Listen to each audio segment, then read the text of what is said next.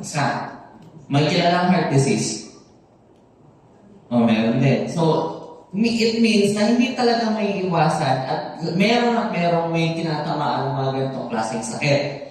Bakit? Kasi may mga iba't ibang factor at reason kung bakit itong mga sakit na ito tumatama sa atin o dumadapo sa mga kilala natin. Unang-una is yung aging population. Araw-araw, no, na tumatanda tayo, may edad tayo, hindi na iiwasan na patuloy lang tayo nag-grow. Then, wrong diet. Wrong diet na yung nakakain natin hindi na kontrolado. Minsan, kontrolin man natin yung pagkain natin. Yung pagkain mismo, yung may halo, yung may additives, no? If not, yung mga hilig natin ngayon sa fast food, noodles, yung mga mabilisan na, yung instant, no? Kaya, madalas, ang mga wala nang ibang kinain sa buhay, kundi puro instant rin ang buhay nila, diba?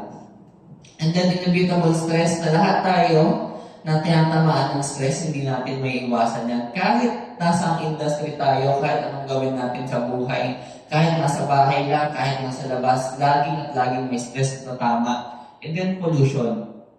Pollution na kahit saan, andyan yan, sa tubig, sa hangin, sa lupa, sa kinakain. Minsan, pati bunganga ng kapitbahay, pollution na, di ba? Sarap na lang batuhin ng plato sa umaga.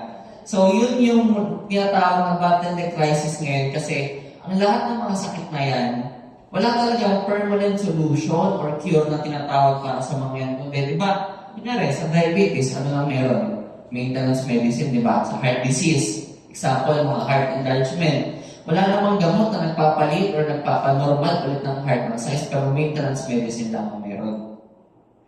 And then, na-discover ang stem cell. Pag sinabing discovery, hindi yan ginawa, hindi yan invento, kundi nakita at tatagpuan mo. So ano ba ang stem cell? On simple terms, ang stem cell is the byproduct of sperm cell ng tatay at ovum ng nanay. Nabuo ang unang mother stem cell, nag-duplicate, nag-blastocyst. So dumami siya, hanggang sa nag-explode at nag-blast. Nagkaroon ng different kind para mga stem cells sa katawan natin. Na yung stem cells na yun, nag-align into heart, lungs, liver, no? Hanggang sa nabuo yung tissues and organs. And then, tayo na. The baby itself na nabuo after 9 months. So, stem cell is considered to have unlimited possibilities of treatment boundaries. Kasi sa panahon ngayon, stem cell is considered na last medical frontier. Last frontier pagdating sa medical science, which means pag ang mga doktor wala nang option or wala nang choice sa kung anong ipapatake sa'yo, sa kung anong therapy gagawin sa'yo, kung anong ipapainom sa'yo, stem cell na ang nire-recommend nila. Ang stem cell, hindi na rin yan bago. Over the course of, sa takbo ng mga panahon, no, sa ilang taon ng nakaraan at tumipas, marami ng articles, journals, literatures na nagsasabing stem cell can really do something or may magagawa talaga yan para sa mga katawan natin na nakakabuti. Unang-una, saan yun? AIDS patient cured with stem cells, no? Stem cell therapy to treat diabetes, stem cell synthetism, and then, etong Mandarin journal na to, nakasulat, 100 years old and 50 years old body. So, which means, yung stem cell, nagawang pabatain yung katawan nila, no? Gusto ba natin lahat yun, bumata? Siyempre, lahat tayo gusto bumata, kahit ako gusto pang bumata. At tinatawag na siya ngayon unstoppable medical science trend. Kasi talagang sa panahon ngayon, stem cell na ang pinakabagong. Kung unang panahon, ang pinakagamot ng tao is antibiotic. Ngayon, stem cell na ang talagang pinnacle, no, pagdating sa modern medicine.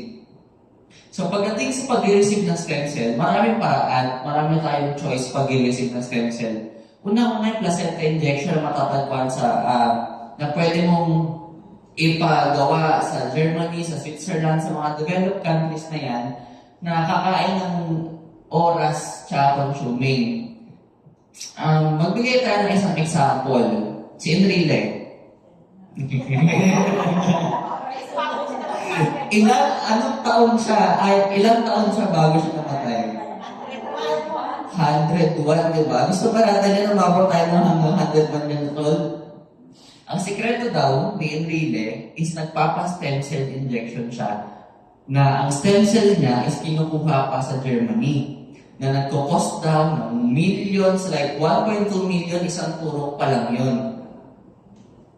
Knowing Enrile, no? Rich, famous, talagang may sources siya. Kaya nagagawa na magpaturok ng gano'n. So tayo, wala pa tayo doon.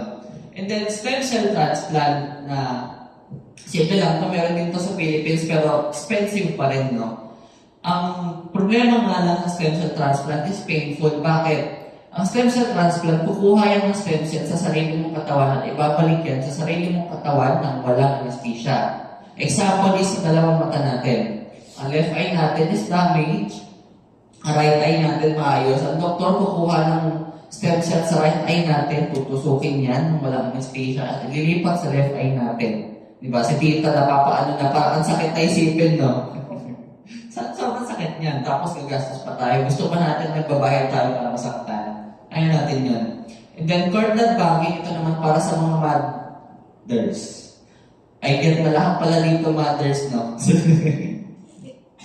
Ito sa mga mothers is tinatago dito yung umbilical cord na nagduduktong sa anak kasi sa mga mothers habang sinapupunan pa lang. And then, yung cord blood na yun, tinatago yun up to 20 years, no?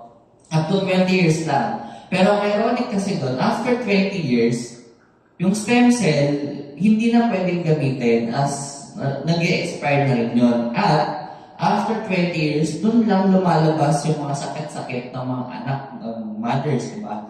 Let's say yung mga namamana, yung mga hereditary, tsaka doon lang yung panahon na nag-develop yung mga sakit kasi mababa na yung stem cell production ng katawan. Tapos, adult stem cell banking, ito naman yung kukuha ng stem cell mo rin and gagamitin in the later date. Kunyari, ako ay 22 years old ngayon, ang stem cell ko is already 44 years old, which means twice lagi ang edad ng ating stem cell sa katawan. So, if ang mga adult gusto magpa-stem cell therapy gamit ang sarili ng stem cell, hindi na rin ganun ka-effective na masasabi kasi late na rin para sa kanila. And then, placenta injection, ito yung mga injection na makikita natin sa mga salon-salon dyan, no? Na hindi natin alam kung saan nila kinukuha yung stem cell, kung yung mismo magtuturok ba ay certified para gawin yun. Maraming balita noon pagdating sa placenta injection.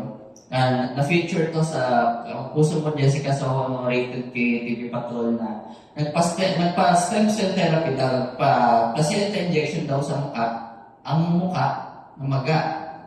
Worst case, may namatay pa dahil sa placenta injection na yan. And then lastly, healthy lifestyle.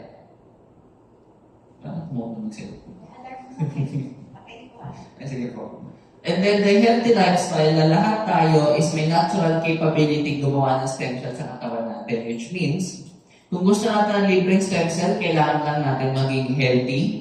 Paano maging healthy? Mag-exercise araw-araw, matulog araw-araw. Na-feel ko lahat tayo ngayon walang sapat na tulog. Di ba? Walang tulog. Walang tulog. And then, mga puyat no? Tapos enough na water, and then natitake natin yung supplements na kailangan talaga yung feeling sa katawan natin. So, meron bang convenient and affordable way para mag-stake ng stem cell therapy ngayon?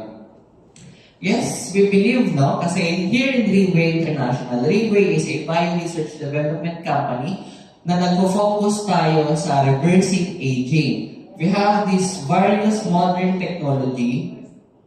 Meron tayong various modern technology na ang focus nito is talagang gawing maximize at talagang pag-take ng stem cell sa katawan natin, talagang mas ma-absorb natin at talagang ma-reverse ang aging natin.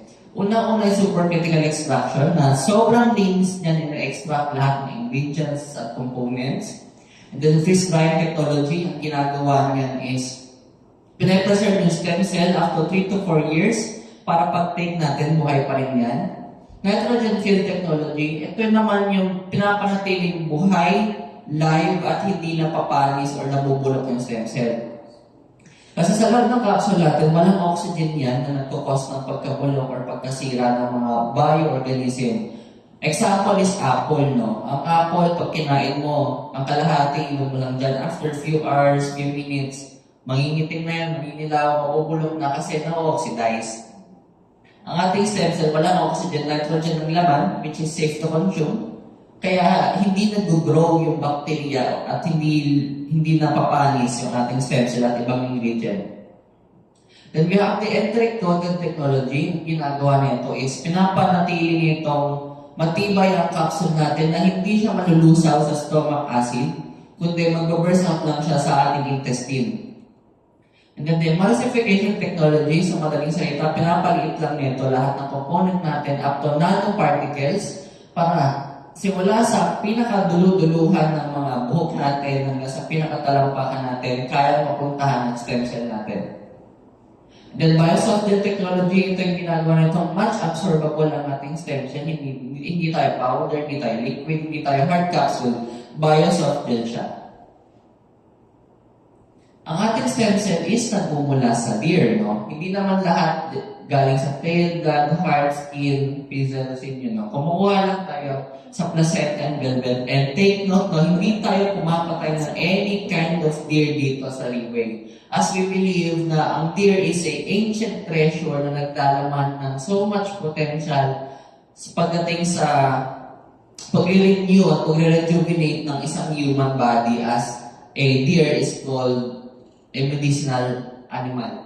Then, here we have our clinically proven patented ingredients. Pag sinabing patented, only Riway lang ang kaya makagawa nito at makapag-combine nito. No? If may ibang company na sumubok na kopyahin ang ating patents, pwede na silang i-report or i-sue. No? First ingredients is we have our cervicenta. Ito yung ito yung stem cell na kinukuha natin sa mga placenta ng mga bagong panganak na female deer. And then placenta, ito yung kinukuha natin yung stem cell sa mga tip ng antler ng mga usat ng deer. And then ginseng, isa tong type ng ginseng na matatagpuan sa volcanic soil of New Zealand lang, no? At tinatawag to na food for the brain kasi ang ginseng is 250 times much more effective than normal and regular ginseng na makikita natin sa mga Chinese market. And then axertone is a type of lychee mushroom na ang trabaho ng patayin ang aging gene sa katawan natin. So which means ang mushroom na to, pag tinake natin sa katawan natin, sinashutdown yan yung mga nagsasanhin ng pagtanda sa katawan natin. And then nuclei graver, tinatawag na white strawberry, no, na matatagpuan lang sa Japan. This is considered a natural antibiotic and natural pain reliever. At nagdalaman yan ng sobrang daming antioxidants na nagpapanatiling safe and clean ang ating katawan. So, bakit nga ba natin kailangan ng supplement? No? But I believe, no, what we have in Riway is not just a supplement. Because walang ibang supplement ang kayang mag-detox, mag-regenerate, mag-recover, mag-repair, mag-prevent, mag-protect, at mag-supplement at supplyan ang lahat ng pangangailangan ng katawan natin. Here in Riway, lahat ng kailangan ng katawan natin is nandyan na sa isang capsule na tinitake natin. Bakit? Kasi bukod sa 5 patented ingredients, we have 9 more different ingredients na naglalaman nun. We have the brown seaweed na tinatawag na cancer terminator. Apple extract, no? Ang kinukuha natin dyan is apple polyphenols from 100 apples into 1 capsule. Tomato extract, aloe vera extract, borage oil, avocado oil, squalene, pwede natin tawagin fish oil yan. Evening primrose oil, and then marine collagen, na lahat yan sumusuporta sa vitality, sa pag-recover, pag-detox, sa pag-repair ng katawan natin. So, all-rounded talaga ang meron tayo here with Riway International. Palapakan natin yan. Lastly, is we have the leading causes of death worldwide in 2019.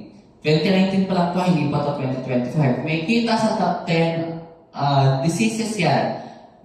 10 klase ng diseases na leading pa rin sa pumapatay ng mga tao. Which means, kahit pag samasamahan natin ng ibang factors na kung bakit namamatay ang tao like natural disaster, burning, freezing, no, drowning, murder, hindi pa rin niya napapagdaan ang lahat ng dami ng tao na namamatay dahil sa sakit.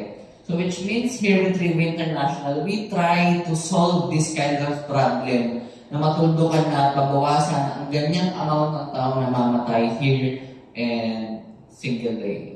So, ayun, ang ating product presentation. Thank you very much. Pero ako pa rin naman may hawak ng mic. Tuloy ko lang. Tuloy lang. So, ito, may kita natin to sa ating DB website, no? May kita dyan yung mga branches na meron na tayo. Japan, Taiwan, Hong Kong, Thailand, Cambodia, Malaysia, Singapore, Indonesia, Philippines. At ngayon, meron tayo sa Poland at sa Czech Republic. May kita natin sa website yan na we are really international. Speaking of international, ito ang headquarters natin in Singapore. Yan, Singapore din yan. Then next slide will be yung lobby natin sa Singapore, no? Talagang napaka-garante at bongyan. Pagpasok pa lang, may kita dito sa ilaw na yan, naka-logo ng DB yan. Asa may picture na? Next time. Next Saturday, papakita ko yung mga picture namin noon. And then, ito naman yung nasa Indonesia HQ. Sige, tawin lang po. Ayan, Indonesia rin yan. And then we have, next is the Taiwan HQ na ilang stories na ito? 8-story building na ang buong lupa and property is owned by Rewe International. So Rewe International is already a billion-dollar company for us to have this kind of building, exclusive events, no, trainings, and ang ating mga headquarters is meron yung auditorium. Okay. Next. Ayan, lahat ng ating headquarters may ganyang klaseng auditorium na kasya ang 5,000 na tao just to sit, enjoy, and learn, no? Ito naman yung HQ natin in Japan. And then lastly, this is how we conduct a training, hindi masyado makita. So, Singapore din yan. So, ayun. Natutunan ba ang product presentation or masyadong mabilis? Natutunan na. So, ano oras na ba? So, since 12:30 na, at talaga pa, siguro pwede natin tawagin ang ating first testimonial speaker, no?